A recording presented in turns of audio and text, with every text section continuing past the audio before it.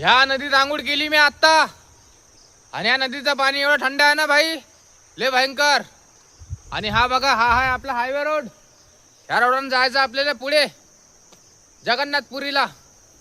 तर भावांनो, रात्री या मंदिर सापडलं नाही म्हणा, पण रात्री जिथे थांबलो होतो ना मी, तिथे आपल्याला आंघोळीची व्यवस्था भेटली नाही. आणि त्यातून 1 किलोमीटर पुढे आलो तर मग मला ही नदी सापडली. ह्या नदीत केली मी आता आंघोळ.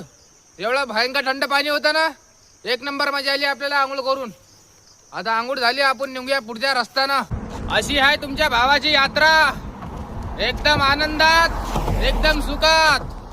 बघा, हे आहे ते नदी. हर हर महादेव. भावांनो, कुठं कुठं आपल्याला आंघोळीची व्यवस्था भेटत नाही, म्हणून अशा नदीत घुसा लागते आंघोळ करायला.